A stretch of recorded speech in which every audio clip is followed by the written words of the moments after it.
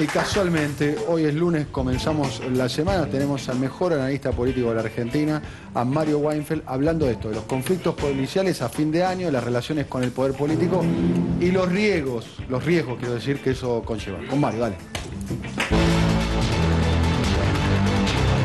Llega a Duro de Domar, el analista político que mejor explica la Argentina de hoy. El GPS periodístico que nos lleva a recorrer todos los vericuetos de la información. Una mirada imprescindible para entender qué hay detrás de los reclamos policiales. Hoy nos pone en alerta Mario Weinfeld. Bueno, Mario, siempre es muy interesante escucharte a vos, por cierto, pero ahora que la noticia es en desarrollo, que no sabemos exactamente en diferentes provincias cómo está la situación con respecto a los reclamos de las fuerzas policiales, queremos escucharte con mucha más atención que nunca. Sí, y seguramente uno acomete esto, que es siempre un privilegio y es una responsabilidad, por ahí con más cautela que de costumbre y con más preocupación y con menos, no digo arrogancia, pero con menos certeza de saber, ¿no? Si uno puede hacer un cuadro general. Estamos hablando de situaciones que se plantean en distintas provincias, son de una similitud enorme, pero son distintas provincias, cada una tiene su historia, cada una tiene su policía, cada una tiene su gobernador, cada una tiene su discusión. Yo miraba por ahí la televisión muy centrada en la provincia de Buenos Aires, lo cual es bastante lógico por una cuestión de escala, pero a veces decía, se estaba hablando del básico, 8.570 pesos, que si esto y lo otro, y decía, bueno, esto no está pasando en Entre Ríos, no está pasando en Tucumán, no está pasando en Salta, o sea, son situaciones parecidas, pero hay algunas diferencias, y esto es parte de la importancia también de distinguir. Primera cuestión, las fuerzas de seguridad no pueden hacer una huelga total y desamparar a la población. Esto evidentemente no puede ocurrir. Segunda cuestión que viene acollarada es, en este momento, largamente, las fuerzas policiales son las más poderosas, las Fuerzas Armadas más poderosas que hay en el territorio nacional, mucho más que lo que son las Fuerzas Armadas. Esto es un detalle, hace muchos años que viene ocurriendo, pero por número, además. Por número, por implantación, por capacidad de fuego. La historia argentina ha reducido el poder de las Fuerzas Armadas. Esto no ocurre solamente en la Argentina. El episodio de Correa que se mencionaba recién, del presidente Rafael Correa, tiene que ver con eso.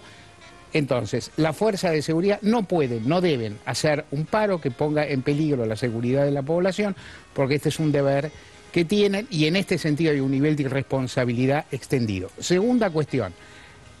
Las fuerzas de seguridad son cuerpos verticales, cuerpos, digamos, que tienen un encuadramiento de tipo militar.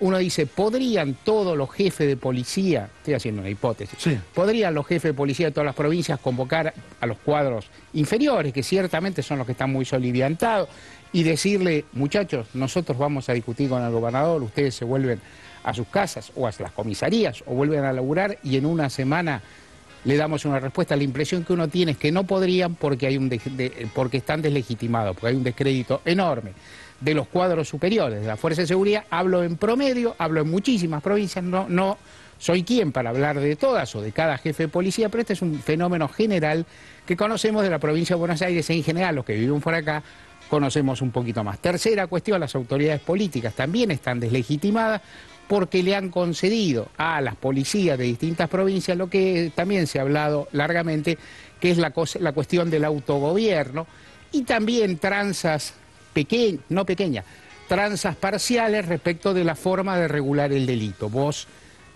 me cubrís o me impedís que se produzcan determinados delitos y podés tener...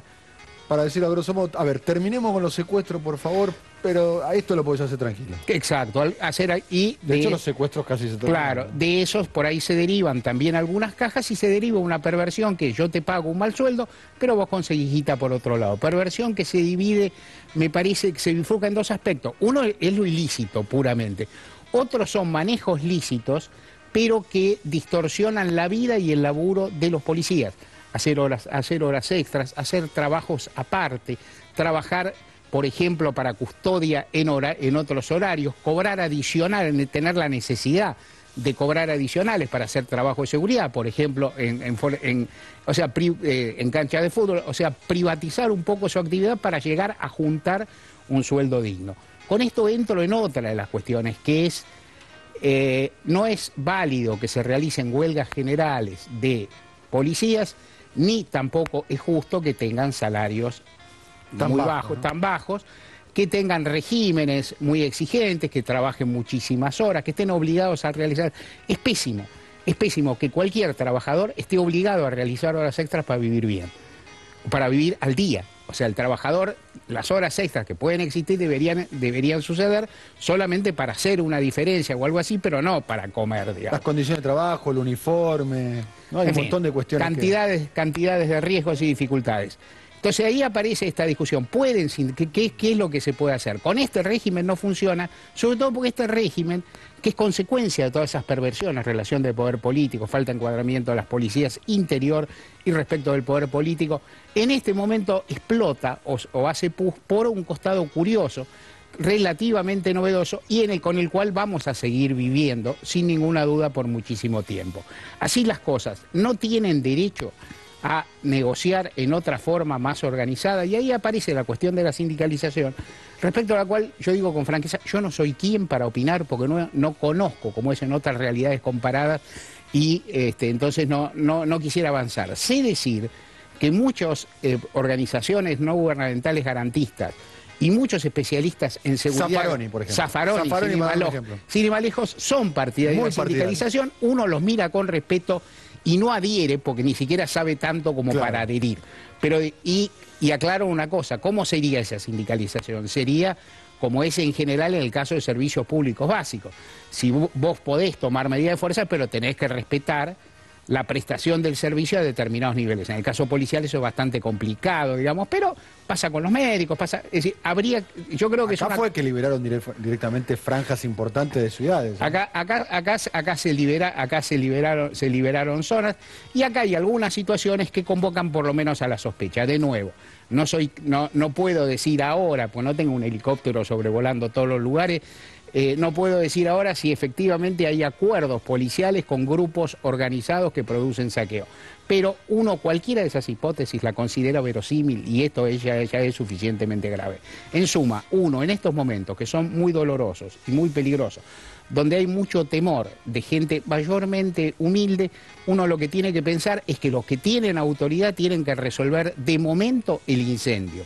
Y después tienen que resolver todos los problemas estructurales que vienen de muy lejos, haciendo una gran autocrítica. Y por último te hago una reflexión también. Es provisorio, pero me parece que es así. En una sociedad desigual, todo se reparte desigualmente, inclusive los daños en situaciones como esta. Uno no tiene la cuenta uno por uno de cuáles son las víctimas, pero yo creo que todas son víctimas de sectores populares. Uno no tiene la cuenta de cuánto se ha perdido en negocios y demás, pero estoy seguro que si alguien ha perdido todo, son pequeños comerciantes y bolicheros. ¿Ha habido robos en shopping? Ha habido.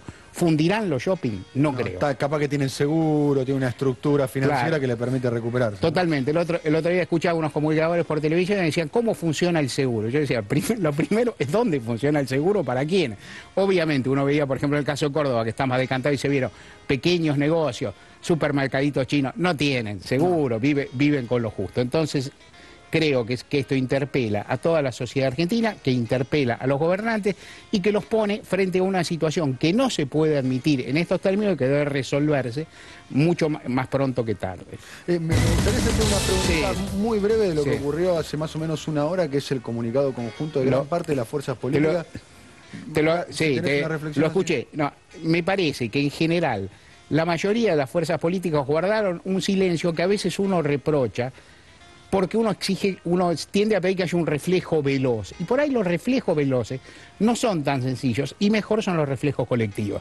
A mí pronunciamientos como esos me parecen correctos, porque inclusive en ese pronunciamiento se habla de todos los gobernadores. O sea, lo que es prácticamente el Parlamento, pues están prácticamente todos los bloques, lo que hace decir, bancamos a todos los gobernadores. Y digamos algo que es importante.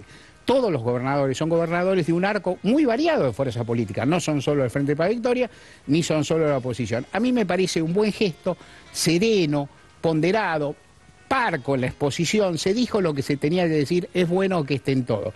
Esto afea, y es innegable, el momento de celebración de los 30 años de democracia, pero que en este momento los sectores políticos se reúnan para decir algo razonable, sensato y que es de apoyo a dirigentes con los que se llevan en la cotidiana, pésimo. Muchos de ellos se están peleando todo el tiempo. En este momento hay un elemento que es a defender la democracia. Para todos los demás, para los gobernadores, tiene que defender la vida y la seguridad, la propiedad y hasta la tranquilidad. Porque también esta psicosis también afecta la vida de las personas, sin contar que están ocurriendo episodios de violencia que son francamente preocupantes. Bueno, muchas gracias, Mario, como siempre. Qué lujazo, tener a Mario Walter aquí en el programa.